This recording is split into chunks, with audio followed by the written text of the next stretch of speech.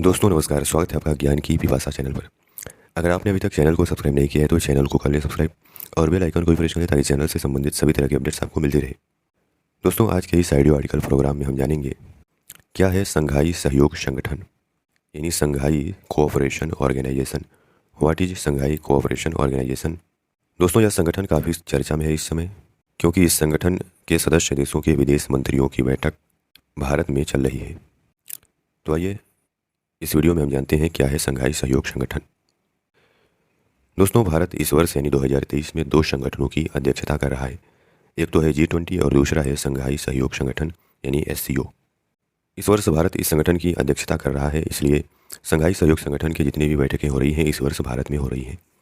बीते दिनों संघाई सहयोग संगठन के रक्षा मंत्रियों की बैठक हुई थी, यानी संघाई सहयोग संगठन के सदस्य देशों की रक्षा मंत्रियों की बैठक हुई थी, और अब संघाई सहयोग संगठन के सदस्य देशों के विदेश मंत्रियों की बैठक हो रही है। क्योंकि इसमें पाकिस्तान भी शामिल है, इसलिए पाकिस्तान के विदेश मंत्री जो बिलावल भुट्टो हैं वो भी संघाई सहयोग संगठन की बैठक में हिस्सा लेने के लिए आए हैं।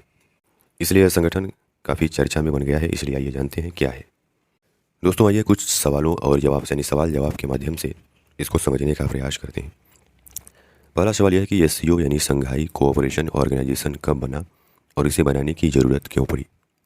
1990 में सोवियत यूनियन कई हिस्सों में टूट गया, यानी USSR जो था 1991 में 91 में उसका विघटन हो गया। इसके बाद रूस के पड़ोसी देशों के बीच बाउंड्री तय नहीं होने की वजह से सीमा विवाद शुरू हो गया। यह विवाद जंग का रूप न ले, इसके लिए रूस को एक संगठन बनाने की ज़रूरत महसूस हुई। रूस को यह भी डर था कि चीन अपनी सीमा से लगे सोवियत यूनियन के सदस्य रहे छोटे छोटे देशों की ज़मीनों पर कब्जा न कर ले। ऐसे में रूस ने 1996 में चीन और पूर्व सोवियत देशों के साथ मिलकर एक संगठन बनाया। इसका ऐलान चाइना के शंघाई शहर में हुआ था, इसलिए संगठन का नाम जो था शंघाई 5 रखा गया। शुरुआत में इस संगठन के 5 सदस्य देश थे।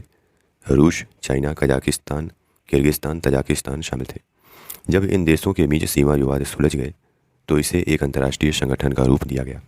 2001 में इन 5 देशों के साथ एक और देश उज्बेकिस्तान ने जुड़ने का ऐलान किया, जिसके बाद इसे संघाई कोऑपरेशन ऑर्गेनाइजेशन यानी SCO नाम दिया गया। दूसरा सवाल, आखिर SCO का मुख्य उद्देश्य और काम क्या है। सवाल यह है कि किस उद्देश्य से इसका गठन किया गया। हालांकि बाद में उद्देश्य चेंज भी हो जाता है। संघाई सहयोग संगठन देशों ने जब सीमा विवाद को सुलझा लिया तो इसका उद्देश्य जो है बदल गए। अब इसका मुख्य उद्देश्य सदस्य देशों को 3 तरह के ईविल यानी शैतानों से बचाना है। पहला है अलगाववाद, दूसरा है आतंकवाद, तीसरा है धार्मिक कट्टरपंथ।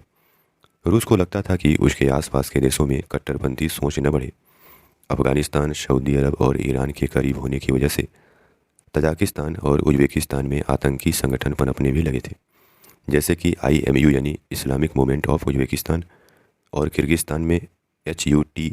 ऐसे में SCO के जरिए रूस और चाइना ने इन 3 तरह के शैतानों के खिलाफ लड़ाई जारी रखी। इसके अलावा सदस्य देशों के बीच आपसी विश्वास और संबंधों को मजबूत करना भी इस संगठन का मुख्य काम है। सदस्य देशों के बीच यह संगठन राजनीति, व्यापार, इकोनॉमी, साइंस, टेक्नोलॉजी, एनर्जी, पर्यावरण संरक्षण जैसे क्षेत्रों में भी सहयोग बढ़ाने पर काम कर रहा है। अगला सवाल कि भारत SCO में कब और क्यों शामिल हुआ। SCO बनने के बाद भारत को भी इसमें शामिल होने का न्योता दिया गया था। हालांकि उस समय भारत ने इसमें शामिल होने से इनकार कर दिया था। इसमें चाइना ने पाकिस्तान को इस संगठन का सदस्य बनाने की मुहिम शुरू कर दी। इससे रूस को संगठन में चीन के बढ़ते दबदबे का डर लगने लगा। तब जाकर के रसिया ने भारत को भी इस संगठन में शामिल होने की सलाह दी। इसके बाद 2017 में भारत इस संगठन का अस्थायी सदस्य बना। भारत के इस संगठन में शामिल होने की 5 और वजहें भी हैं। पहला है भारत का ट्रेड SCO के सदस्य देशों के साथ बढ़ता जा रहा था। ऐसे में इस संगठन से संबंध बेहतर करने के लिए। दूसरा, सेंट्रल एशिया में अगर भारत को पहुंच बढ़ानी है तो संघाई कोऑपरेशन ऑर्गेनाइजेशन अहम है। इसकी वजह यह है कि इस संगठन में सेंट्रल एशिया के सारे देश एक साथ बैठते हैं। अगला कि अफगानिस्तान पर अपना पक्ष रखने के लिए भारत के पास कोई दूसरा संगठन नहीं है। अगर भारत को अफगानिस्तान में अपनी भूमिका तय करनी है तो उसे इन सभी देशों के सहयोग की ज़रूरत है। आतंकवाद और ड्रग्स की समस्या को खत्म करने के लिए भारत को SCO के देशों के सहयोग की ज़रूरत है। सेंट्रल एशिया के देशों को भी इस संगठन में भारत की ज़रूरत थी। वो छोटे छोटे देश नहीं चाहते थे जिससे केवल चाइना और रूस ही संगठन में दबदबा बनाए रखें। इसके लिए वो भारत को बैलेंसिंग पावर के तौर पर चाह रहे थे। अगला सवाल कि गोवा में होने वाली SCO बैठक में शामिल होने से पाकिस्तान को क्या फ़ायदा होगा।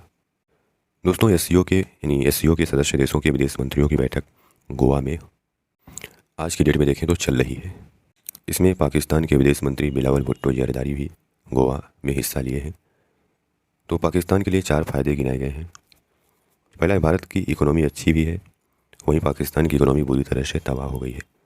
ऐसे में पाकिस्तान इस बैठक में शामिल होकर भारत और दूसरे सदस्य देशों के साथ एक बार फिर ट्रेड बहाल करना चाहेगा। विशेषज्ञ बताते हैं, जब भारत और दूसरे देश आतंकवाद के मुद्दे पर पाकिस्तान को घेरने की कोशिश करेंगे तो संभव है बिलावल पाकिस्तान का बचाव करेंगे।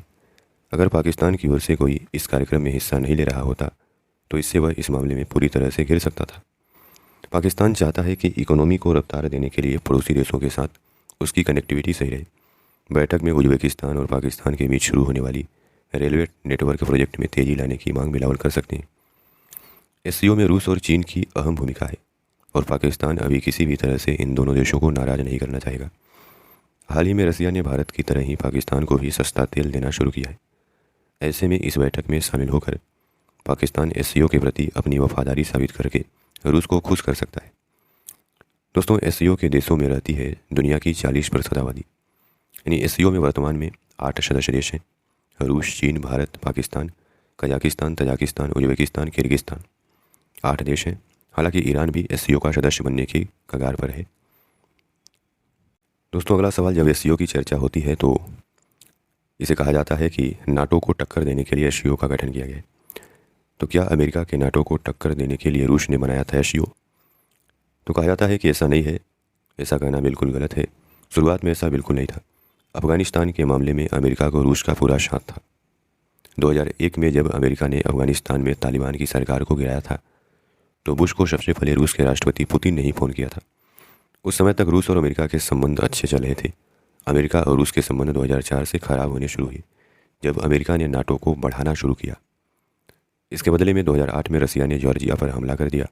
तब दोनों देशों के बीच स्थिति काफ़ी खराब हो गई। इसी समय एससीओ संगठन में पहली बार नाटो के खिलाफ सेंटीमेंट पैदा हुआ और नतीजा ये हुआ कि उज्बेकिस्तान ने पहली बार अपने यहाँ बने अमेरिकी सैनिकों के बेस को हटवा दिया।